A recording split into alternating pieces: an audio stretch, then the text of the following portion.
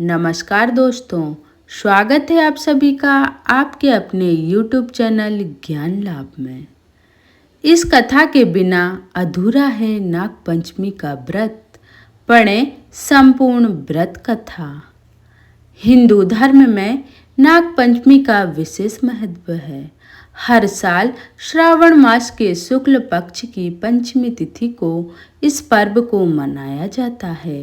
इस दिन हर कोई अपनी श्रद्धा के अनुसार नाग देवता की पूजा करने के साथ उन्हें दूध पिलाते हैं। इस दिन पूजा करने के साथ साथ इस पौराणिक कथा को अवश्य सुनना चाहिए। आइए जानते हैं नाग पंचमी की व्रत कथा। प्राचीन काल में एक सेठ जी थे जिनके 7 पुत्र थे। 7 पुत्र विवाहित थे। इन्हीं 7 में से सबसे छोटे पुत्र की पत्नी काफ़ी चरित्रवान और श्रेष्ठ थी, लेकिन उसका कोई भाई नहीं था। एक दिन सेठ जी की सबसे बड़ी बहू ने घर लीपने के लिए पीली मिट्टी लाने को सभी बहुओं को साथ चलने के लिए कहा, तो सभी बहुएं डलिया और खुरपी लेकर मिट्टी खोदने लगीं। तभी वहां एक सांप निकला। जैसे ही बड़ी बहू ने देखा तो उसे खुरपी से मारने की कोशिश करने लगी। ऐसे में छोटी बहू ने तुरंत उसे सांप मारने से रोका। ऐसे में बड़ी बहू ने सांप को नहीं मारा। ऐसे में सांप उस स्थान से हटकर एक ओर जाकर बैठ गया। फिर छोटी बहू ने सांप से कहा, मैं अभी लौट कर आती हूँ, तुम यहाँ से कहीं मत जाना। यह कहकर वह सबके साथ मिट्टी लेकर घर चली गई, लेकिन घर में कामकाज के कारण सांप को दिया बाधा भूल गई। जब छोटी बहू को दूसरे दिन वह बात याद आई तो वह सभी को साथ लेकर वहां पहुंची और सांप को उस स्थान पर बैठा देख बोली, सर्प भैया नमस्कार। सांप ने कहा, तू भैया कह चुकी है इसलिए तुझे माफ़ कर देता हूँ, नहीं तो झूठी बात कहने के कारण तुझे डस लेता। वह बोली, भैया मुझसे भूल हो गई, क्षमा मांगती हूँ। सांप बोला, अच्छा तू आज से मेरी बहन हुई और मैं तेरा भाई, तुझे जो मांगना हो मांग ले।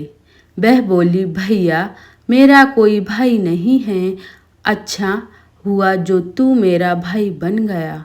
कुछ समय बीतने पर वह सर्प मनुष्य का रूप लेकर उसके घर आया और बोला कि मेरी बहन को भेज दो। सब हैरान हो गए क्योंकि सभी यही जानते थे कि छोटी बहू के कोई भाई नहीं था। तो सर्प ने बोला, मैं इसका चचेरा भाई हूँ, बचपन में ही बाहर चला गया था। ऐसा सुनकर घर के लोगों ने छोटी बहू को उसके साथ भेज दिया। उसने मार्ग में बताया कि मैं वही सर्प हूँ, इसलिए तू डरना नहीं और जहाँ चलने में कठिनाई हो वहाँ मेरी पूंछ पकड़ लेना। छोटी बहू उसके कहे अनुसार उसके घर पहुँच गई।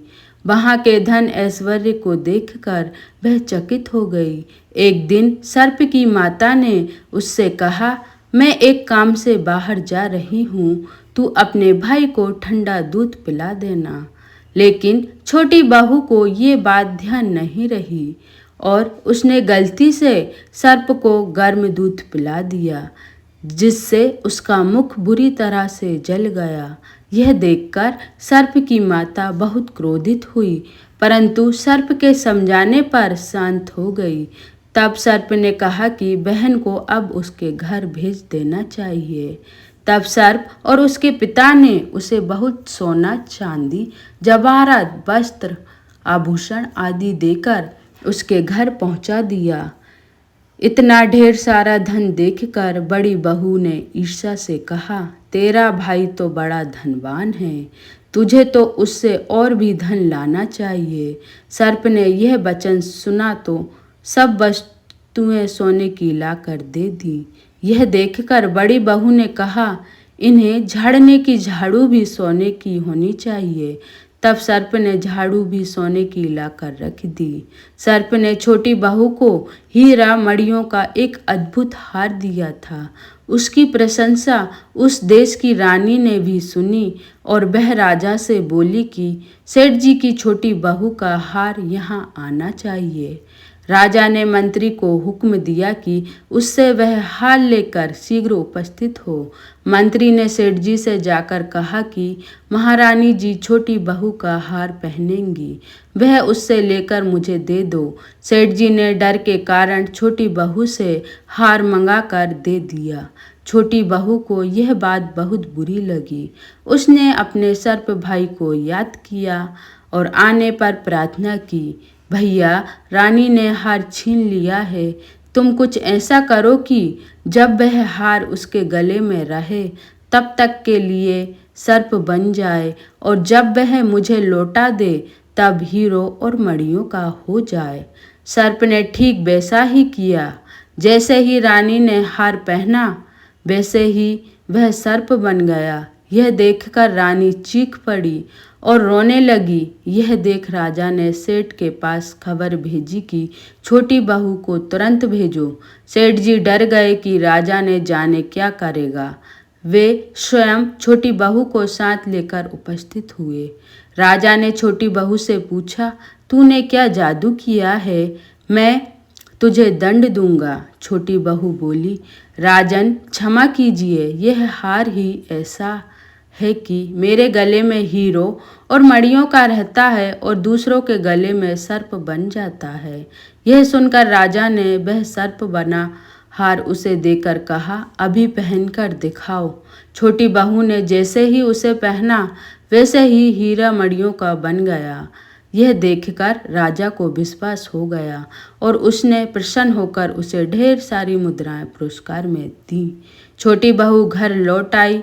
उसके धन को देखकर बड़ी बहू ने ईर्ष्या के कारण उसके पति को सिखाया कि छोटी बहू के पास कहीं से धन आया है। यह सुनकर उसके पति ने अपनी पत्नी से पूछा कि सही बता, यह धन तुझे कौन देता है? तब उसने सर्प को याद किया।